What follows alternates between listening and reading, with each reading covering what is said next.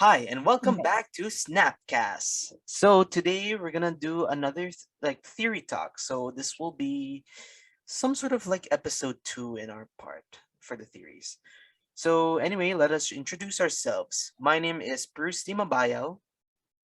And I'm Issa Harin. Okay, so today we're gonna talk about pardon me, two theories. So, I'll be talking about social penetration theory. And I'll be talking about communication privacy management All theory. right, very good. All right, so rock paper scissors. Just kidding. I'll go first. All Okay. right. Okay. So what is social penetration theory? So it is a process of developing deeper intimacy with another person through mutual self-disclosure and other forms of vulnerability. So in order to meet this requirement, both parties excuse me, people are aware that they are building a relationship to each other. So the feelings must be like mutual, but it really depends on Sana all. yeah. Yeah, right. So it really depends on how far are you willing to go and how deep do you want to get. Another thing of note, if I can recall right, Miss Ria said like the social penetration is kind of like of an onion. And onions, if you cut them open, has lots of layers in them. So basically, there are levels on those layers. So the first one, which is the surface, and as you go lower, it's the peripheral, intermediate, and central. Since the theory has various levels, the upper part will be the biographical data, which is like the very basics, like your name, your gender, your age, and among other things. The second will be what is the person's preference, like in terms of like style, like the clothes or what kind of music they listen, what kind of foods they like, and among other things.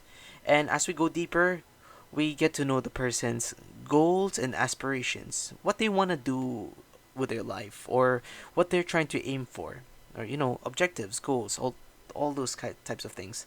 And also the deeper you go, you might find out the person's like religion per se. So it really depends on them if they're like if they believe in a higher being or probably not. But it really depends on the person if they're comfortable enough to say it though.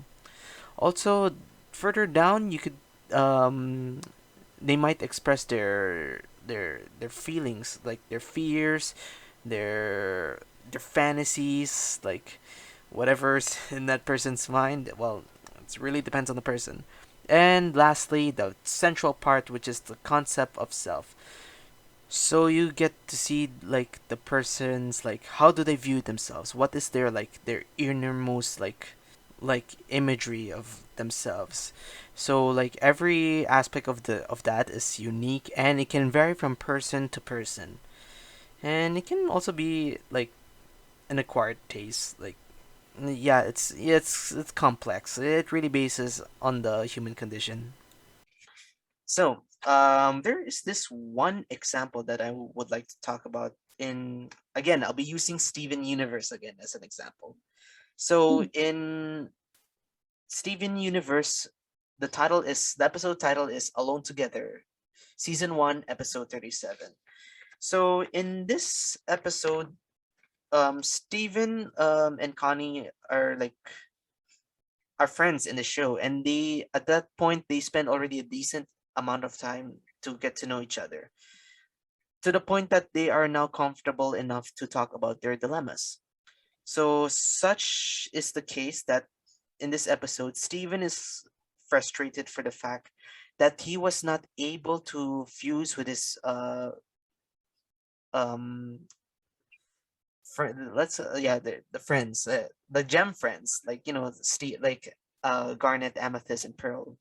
They taught him like how to dance, so they can fuse to one another, but that did not work out for him. So since he cannot like dance properly and go in sync with them, and when Steven told that to Connie, she also expressed that she's like she can't dance, and she told Steven that she's afraid of like showing like her dance because she's feeling insecure of herself.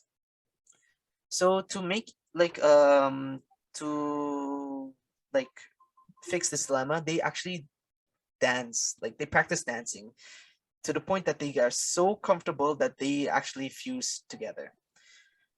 So if we're to elaborate on what kind of like like how deep the theory is, like the social penetration, I mean, is that I would like to categorize them like it's like a combination of peripheral and intermediate, because they already know their Mm-hmm. names, their age, and also what they like, the food, music, but they've gone like a little deeper, that they actually express each other's like fears and like Yeah, their fear. especially So they made their relationship deeper. yeah, exactly, like to the point that they literally fuse to each other, like oh my goodness, like it's kind of weird though, but well, that happens. Yeah, So that's kind of they it. just absorbed one another. Like, Yeah, it's weird. But but anyway, it's the show. It's a nice show. So yeah, that's kind of it for my part. yeah, it's a pretty good example. It clearly shows how them getting to know each other and their fears made the relationship deep enough for them to fuse together, basically. Yeah, that's right. Okay, is it my turn now? Oh yeah, yeah, Is it my turn? your theory. All right. So, uh, for my theory, which is the communication privacy management, this is basically a map of the way people navigate their privacy.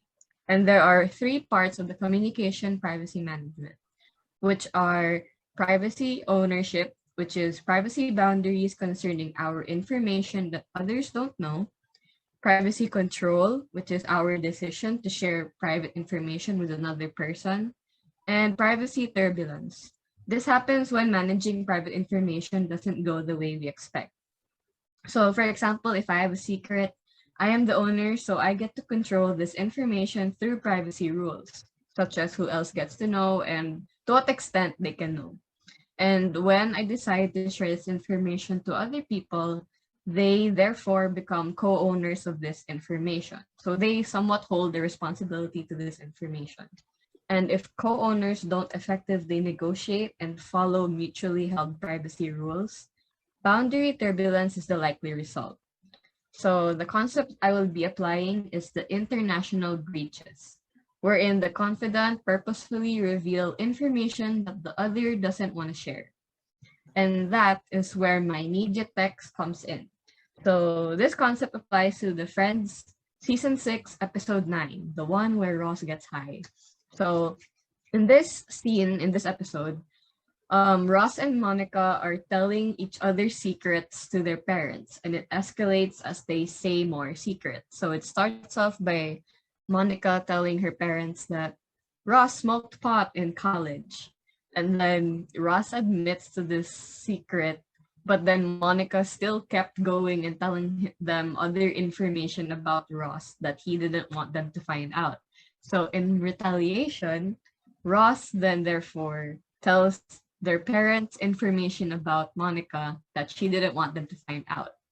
And yeah, and it escalates and things just get out of hand and people suddenly screaming out other things that they wanted to say, like Phoebe, Rachel, and Joey. So yeah, that's basically it. So it's pretty straightforward, I guess, how this concept is applied to this media text because both Ross and Monica purposefully revealed each other's information to their parents that they both didn't want them to find out about. So basically, they were breaching each other's privacy, which caused boundary turbulence. So So like yeah. just a breach of contract. It's like well, Yeah. there's no contract in the first place. But oh my goodness, I like you showed me that clip before, and it's Mm-hmm. like they it's like they keep on backstabbing each other since like they're like trying to get back each other like back Yeah, and it was forth. pretty funny. It's quite messy though, but oh well. Who can blame them? I mean, it's like a natural reaction, but It's a typical sibling behavior. yeah. And also, I noticed that you like Friends. Yeah, because I just Friends is my comfort It's comfort show. show. Yeah. So like, when I'm like feeling sad or when I'm bored, I just watch them because there's not a day that I watch them that I don't laugh, no matter how many times I watch it. So it's a pretty great show. I guess everybody has their quirks. So Yeah. I think that settles everything. And I'm pretty sure we have more theories to talk in future episodes, I mean. So for now, we shall end it here. Yeah.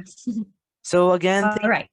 thank you for listening to Snapcast. And um yeah, like more theories to come. And once again, thank you for listening. More And theory talks to come. yeah, and we'll be back in a snap. So bye.